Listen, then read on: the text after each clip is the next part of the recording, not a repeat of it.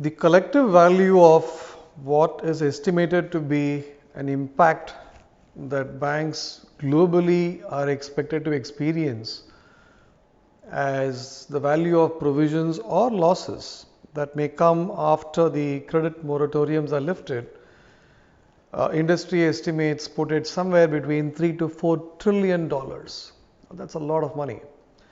And if one looks at it from the angle of what implication it will have for banks, particularly for banks that are highly sensitive to impact from a profitability standpoint, you would find that this is going to be, a highly sensitive matter, and it can actually have a huge bearing on the ROEs.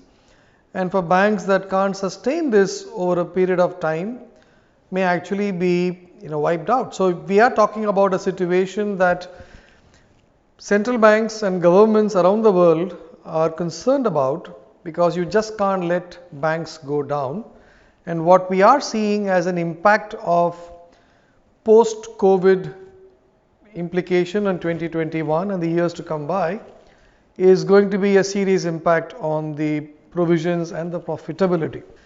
Now let's understand what implication that has on the way banks look at their projects and look at their investments. While on the one hand we have a challenge on how cost needs to be managed, on the other hand we actually are seeing an impact on the business model and the implication of that on the target operating model. You can't have customers not serviced digitally and expect to run your bank, because there is at least a 50% jump that is estimated to have happened in the last 1 year in terms of what we see as first time digital banking users. People who hitherto have never been to, have always been in a branch and never used a mobile or a digital platform are now having to use it from the confines of their living room, because you just can't afford to step out, especially during the years of the 2020 COVID crisis. And what that has resulted in, as they say, necessity has been the mother of invention. COVID has been the biggest proponent of digital banking as compared to the CEO and CIO, and that's the joke that you see in the social media. But seriously, I think the implication of this is that banks can't afford to be running their digital banking initiatives without determining what impact it has from a short to medium term standpoint.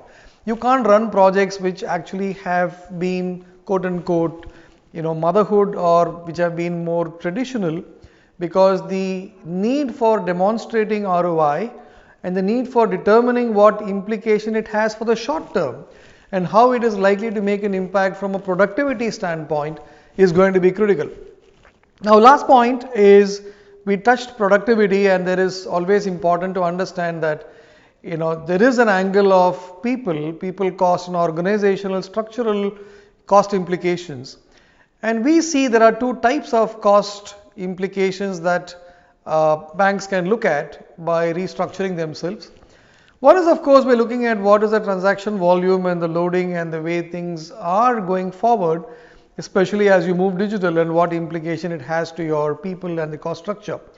But the second and more important one is about not just improving efficiency, which is doing things rightly, but also about effectiveness, or what they say is doing the right thing. For example, if the review of a credit approval or the credit application is going to take more seasoned pair of eyes to look at how the industry have moved and not just look at it from an incremental renewal standpoint, then it means that you have to have the right people in the right places to protect your risk.